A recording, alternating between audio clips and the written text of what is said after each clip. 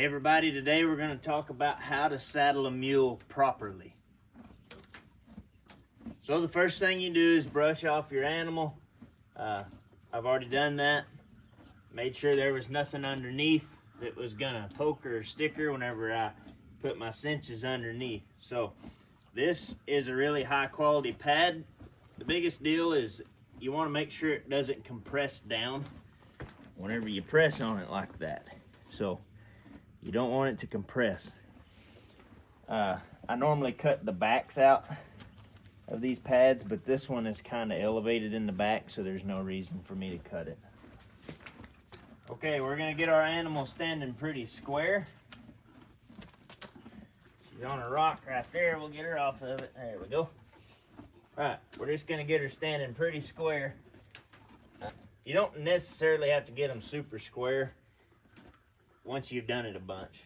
But here we come up the leg here, and you can feel this scapula here.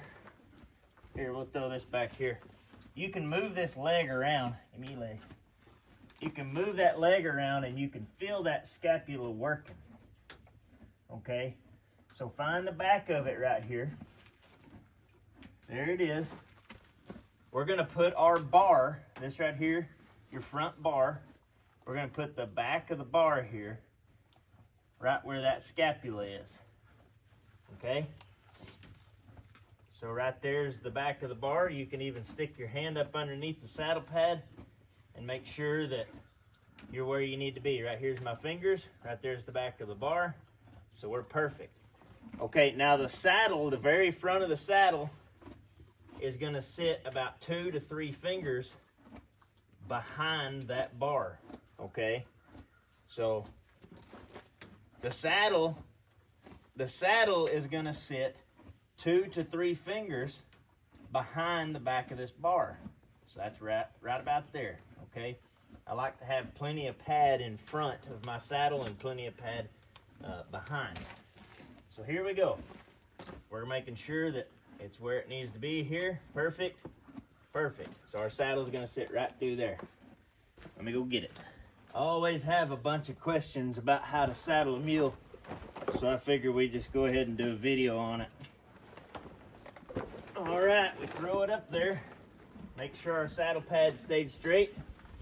So we look right here. My saddle needs to go back some. All right, that's 3 fingers behind this bar right there, okay? And that's the front of my saddle. And if you'll feel under here, my saddle is not sitting on that shoulder, on that scapula. Mule's shoulders work more like this when they're walking, and a horse's work more kind of like this, okay? So that's just something to keep in mind. If you put your saddle on top of that scapula with that scapula doing this right here, it's gonna hit that saddle and it'll sore them up really bad, and then the next thing you know, you're laying in the dirt. All right, so we're gonna make sure our saddle pad is straight, in line with their back here. Everything's perfect. We're gonna throw our breast collar around, and I always get my breeching out first right here, and make sure that it's sitting right. Okay, the breeching, if she blows up right now, the breeching isn't gonna keep the saddle on the mule. The saddle will fall off. If you put the breast collar on, the saddle will be hung to her neck. So don't do that yet. You can put the breeching on here. That's fine. We're gonna walk around to the other side, undo our cinches, and let them fall down.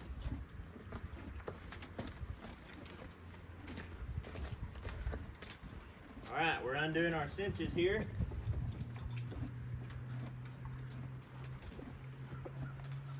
And I'm gonna undo my breast collar and just throw it around. That way I don't have to reach over for it here in a minute.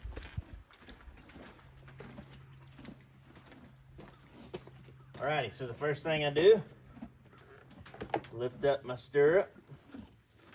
And I keep these tied up, that way they're not all in the way.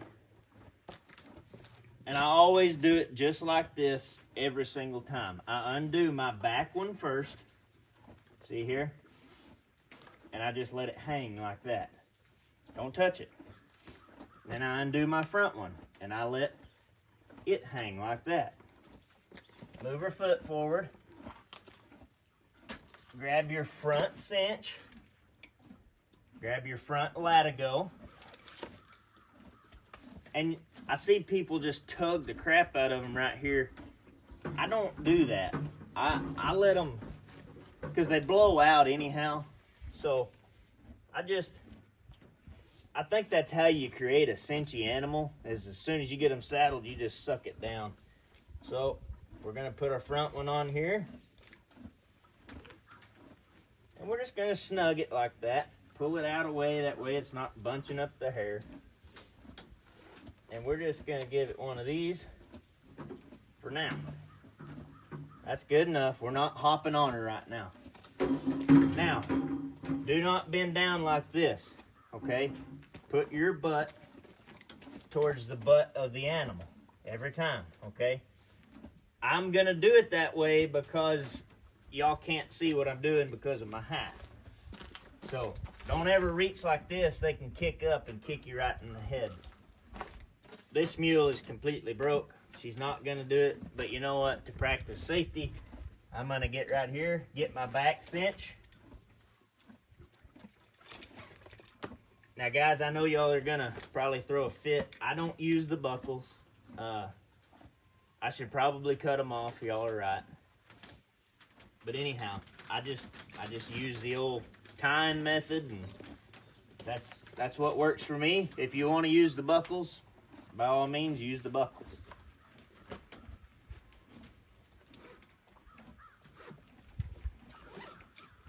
So again, we're just gonna, everybody, this is another one here.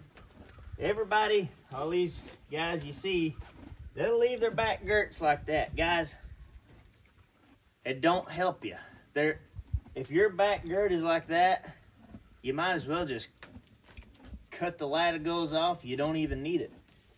If your back girt is not tight, I mean tight, especially on a mule. So mules don't have very wide withers on them. So you need this back girt. It's essential to make your saddle stay where it's supposed to be. A lot of the time you can ride with just two cinches on a good built mule like this, and you don't need britching until you start going down some really steep stuff. Then it's very handy to have. So again, we're just gonna throw the old knot in it. Now guys, I use the knot. You can use whatever you want. If you want to put a padlock on it, you can do whatever you want. I'm just showing you how I do this. So right now, essentially she's saddled. We got to do the breast collar. So I use a pulling collar. The pulling collars sit right here in this line, kind of in front of their shoulder. I found that the other collars that fall low like that, they hinder their movement. So I use a pulling collar.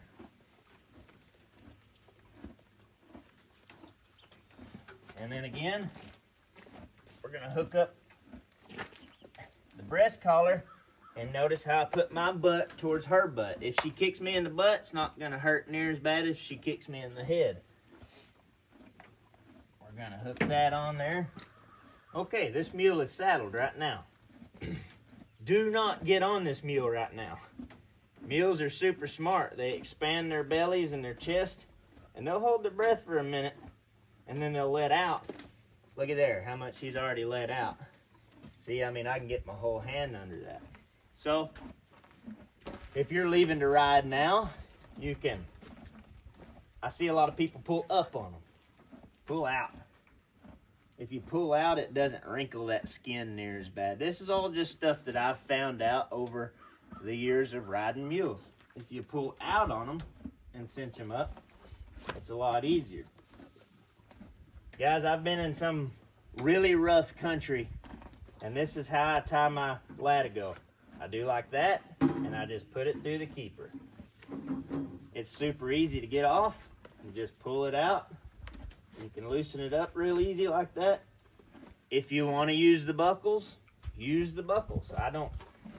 It don't bother me if you use the buckles. It don't bother me if you if you tied it in a knot right here. It kind of would if you tied it in a knot. But I recommend doing whatever you're comfortable with. If you like using these buckles, use the buckles. If you like just throwing a little, it's kind of like a modified Texas T, I guess. I don't necessarily like going back through here, but you can if you want to do that. Whenever I'm packing on my pack saddle, I do this. So that's a modified Texas T with, I guess you would call it a half hitch, like a quick release. So you can grab this right here and it's released essentially. So that's what I do on my back one here because I have nowhere to go with that. But on the front one, I just throw it right here.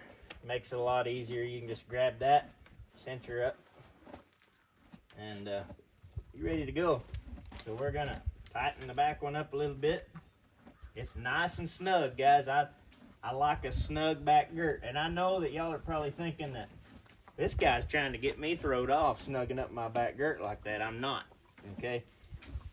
If they've never had a really snug back girt, you may tighten it up and walk them around in some circles. It's probably a good practice to have. But anyhow, that's how you saddle a mule. It's different from a horse. A lot of the time when you see people saddle mules, they put that girt way up here in the armpit, and that's how they get really bad galded, okay? They'll be bloody and raw and sore. It needs to be at least a hand back, most of the time from what I've found. It needs to be a hand back. I've never galded this mule, and I've kept it a hand back on her. Your saddle does not need to be on top of that shoulder, okay? If you make sure you're not on top of the shoulder, and you make sure your front gird is a hand back, I ain't got no problem with you. I ain't got no problem. Hope this video helped y'all a little bit. If y'all have any more questions, y'all just let me know. You know, I'm happy to answer all these questions that everybody asks. This is one that it's took me a while to get to, just because most of the time whenever I'm saddling, it's before daylight. It's kind of hard to make a video, but it's been raining all morning, and we're just now getting out. It's about 9 o'clock, so I'm gonna saddle up the new pack mule, and we're gonna go pack some bear bait up to the barrel. I appreciate y'all watching.